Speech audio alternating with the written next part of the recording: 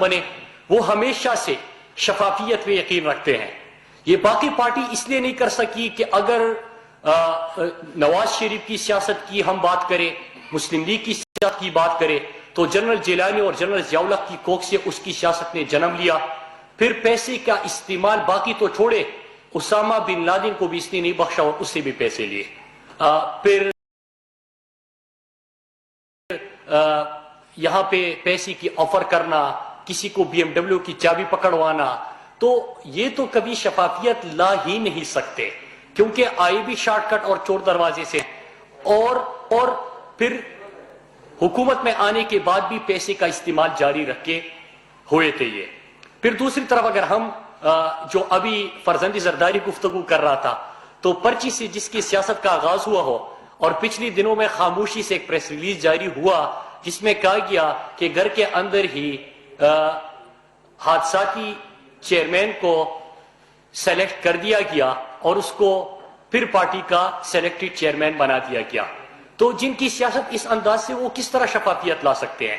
اب ذرا میں کچھ فیکٹس رکھتا ہوں کہ چارٹر آف ڈیموکریسی کی ہم بات کرتے ہیں, محکمہ کی بھی اس پہ دستخط موجود ہے, اور انہوں نے بھی ہارس ٹریڈنگ کے خاتمے کی بات کی تھی, لیکن زرداری لیگ کبھی بھی ہارس ٹریڈنگ کا خاتمہ نہیں چاہے گی. عمران خان دنیائی کرکٹ میں بھی نیوٹرل امپائر لانے والے پہلے تھے, اور نواز شریف کا آپ کو پتہ ہے کہ جمخانہ بھی کرکٹ کھیلنے جاتے تھے تو اپنے ساتھ امپائر لے کے جاتے تھے. نیوٹرل امپائر میں تو وہ کھیل ہی نہیں سکتے, تو عمران خان دنیائی کرکٹ میں بھی نیوٹرل امپائر لانے والے تھے. پھر اس کے بعد پاکستان میں دھاندلی کے خلاف اور شفافیت کے لیے اور الیکشن ریفارمز کے لیے پرائم منسٹر عمران خان نے طویل ترین 126 دن کا دھرنا بھی دیا.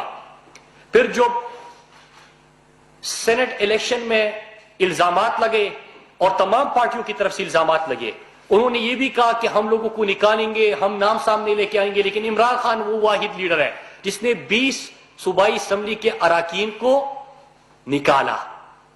ان میں اتنی جرات ہی نہیں ہے کیونکہ خود پیسے کا استعمال کرتے ہیں, خود شارٹ کٹ سے آئے ہیں, خود پیسے کی استعمال کی سیاست میں آئے ہیں. تو ابھی اس پر پس منظر کو دیکھ لیجئے, آئینی ترمیم لے کے آئے کہ ہم نے اوپن بیلٹ کی طرف جانا ہے. بحث سے پہلی ہی آپ نے ان کا خوف دیکھا, آپ نے ان کا شور شرابہ دیکھا, آپ نے ان کا پارلیمان کے اندر جس انداز سے آئین کی کاپیاں ہاتھ میں لیے دست بجائے جا رہے تھے, آپ نے وہ مناظر دیکھے. آئین کی ان کے سامنے اتنی اہمیت ہے جتنا آپ کی ٹی وی سکرین پہ نظر آیا اور آپ لوگوں نے دکھایا. تو جب شفافیت کی بات ہوتی ہے, اب ان کو سمجھ ہی نہیں آ رہی, بوکلاٹ کا شکار ہے. ہم کیا چاہتے ہیں؟ ہارس ٹریڈنگ کا خاتمہ ہو, ہم چاہتے ہیں کہ پیسے کے استعمال کا خاتمہ ہو, ہم چاہتے ہیں کہ عام بندہ بھی شفاف طریقے سے سامنے آئے, ہم چاہتے ہیں کہ جمہوریت اور پاکستان کے پارلیمان اور پاکستان کی اسمبلیوں کے اوپر لگنے والی الزامات کا سلسلہ بند ہو, ہم چاہتے ہیں کہ اوپن بیلٹ ہو, سب کے سامنے ہو. اس کی بھی مخالفت کر رہے ہیں, اور مخالفت کی وجہ کیا ہے؟ ذرا اوپر ایک تو جس انداز سے ان کی سیاست ہے, سیاست کس انداز سے کرتے ہیں؟ سیاست اور حکومت یہ چاہتے ہیں کرپشن کے لیے, کک بیکس کے لیے, قبضوں کے لیے, منی لانڈرنگ کے لیے, اپنے اثاثے بنانے کے لیے, اس کے لیے کرتے ہیں, اور پھر اسی پیسے کو استعمال کرتے ہیں. آپ کے سامنے تو آ گیا کہ نواز شریف کا پاناما, پھر اقامہ, پھر ابھی براڈ شیٹ کیس, اس میں تمام اساسی بھی آپ نے ان کی دیکھی, کرپشن بھی دیکھی, اور سرٹیفائیڈ نااہل اور چور اور ڈاکو بھی ثابت ہو گئے. لیکن نیچے والے جو ابھی چیزیں آئی ہے کہ ان کے اراکین اسمبلی کیوں احتجاج کرتی ہے, شور مچاتی ہے, یہ ان کے اراکین اسمبلی جو ہے وہ قبضہ مافیا بنا ہوئے تھے. 36 اراکین اسمبلی کی لسٹ, اور ابھی جو ان سے قبضے چڑائے گئے اور جو اس وقت قبضہ مافیا کے خلاف آپریشن جاری ہے, اس سے آپ کو کیا اندازہ ہوا کہ 3-4 چیزیں ہوتی ہے. ایک یہ کہ ان کی جو قیادت ہے وہ خود corruption, kickbacks, money laundering اس میں ملوث, نہ صرف وہ, لیکن ان کے ساتھ دینے والے جو ہواری ہے ان کو بھی انہوں نے کرپشن کی لت لگا لی تھی, اور وہ کرپشن اور قبضہ مافیا بنے ہوئے تھے اور قبضے کر رہے تھے. سرکاری زمینوں پہ قبضے, پارک پہ قبضے, عوامی مقامات پر قبضے, تو ان تمام چیزوں کے اوپر قبضے کر کے پیسہ بناتے تھے. ظاہری سی بات ہے آپ نے ان قبضہ مافیا کے دیکھے کہ کس طرح مریم نواز جب جاتی ہے سونے کا تاج کسی کو پہنایا جاتا ہے. یہی قبضہ مافیا کا پہلا نام اسی کا ہے. پھر اس کے بعد ان کے اراکین اسمبلی دیکھ لیجئے تو شور مچا رہے ہیں. اس میں آپ کو جاوید لطیف بھی نظر آئے گا, خرم دستگیر بھی نظر آئے گا, محسن شاہ نواز رانجھا بھی نظر آئے گا, آپ کو قیوم نہرا بھی نظر آئے گا, پھر اس کے بعد نیئر بخاری بھی نظر آئے گا. کتنا خود کو پتہ نہیں انٹلیکچوئل ثابت کرنے کی کوشش کرتا ہے. چودھری محمد تنویر بھی سامنے آئے گا, دانیال عزیز بھی آئے گا. تو یہ ان کی قیادت میں جتنے بھی شیخ وسیم, مظہر رشید, سلیم شاہ, میر بادشاہ کیسرانی, اجاز احمد, مطلب جتنے بھی آپ نام ان کی دیکھ لے قیادت کی, وہ تمام قبضہ مافیا تھا. ابھی سمجھ نہیں آ رہی تھی. کہانی مختصر ہے.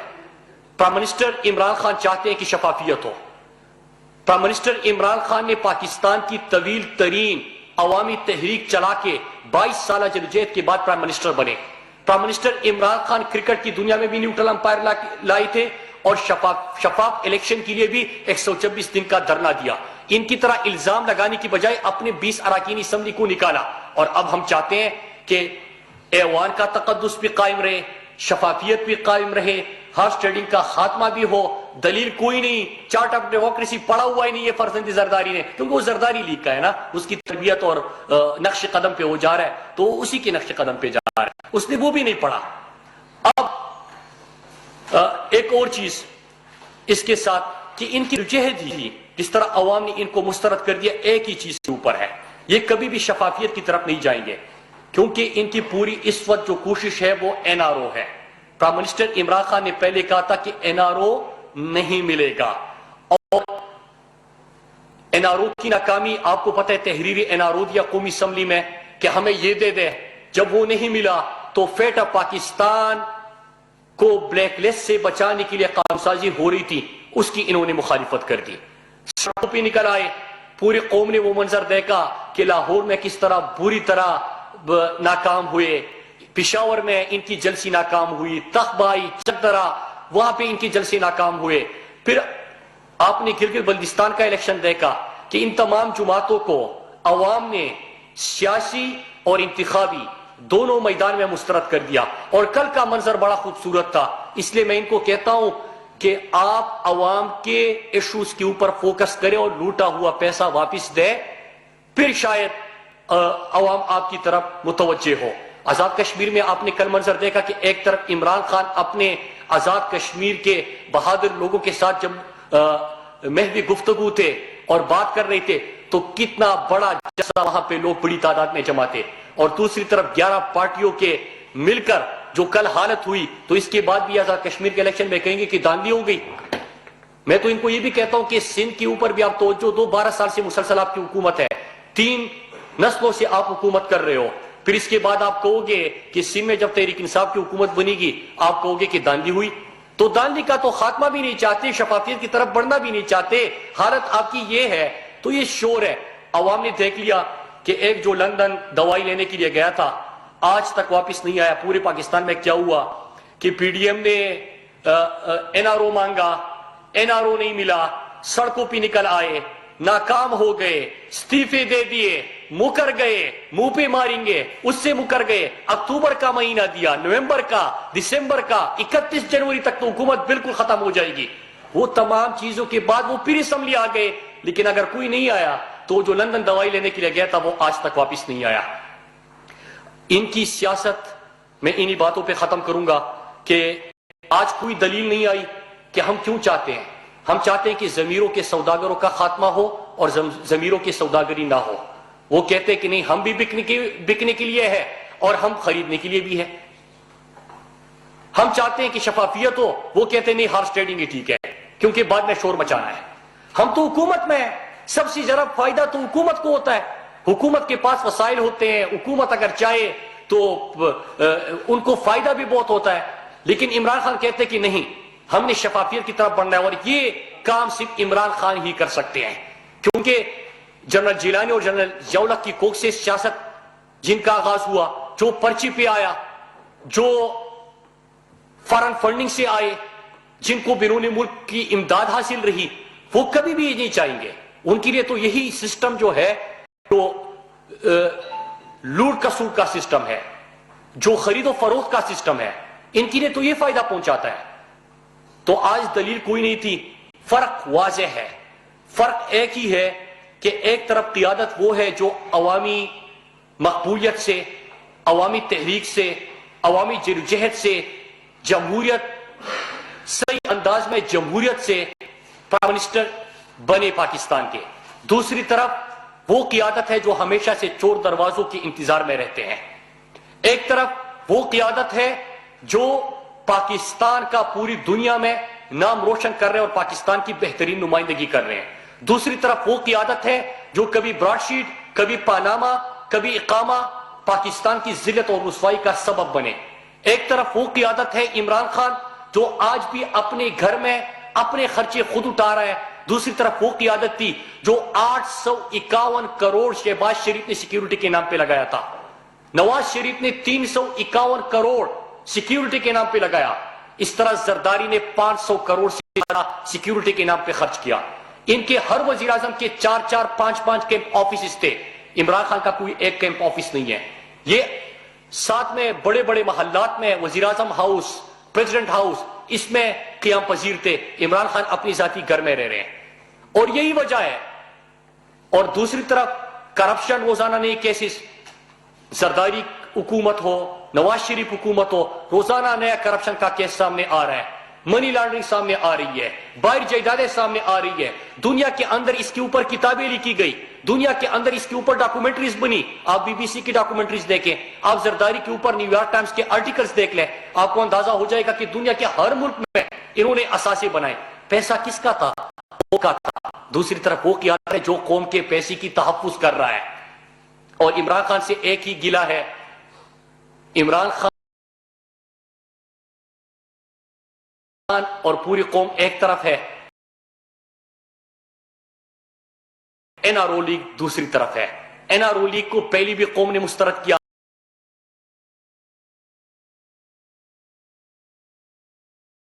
आगे भी मुस्तरद करेंगे। और एक ही गिला इमरान खान से, वो एनआरओ नहीं दे रहे। वो चाहते हैं लूटा हुआ पैसा कौम के खजाने में जमा हो।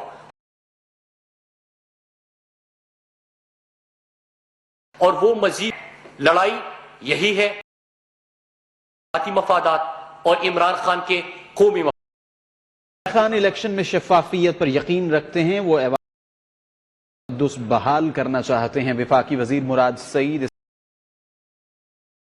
कॉन्फ्रेंस कर रहे थे। बुलेटिन में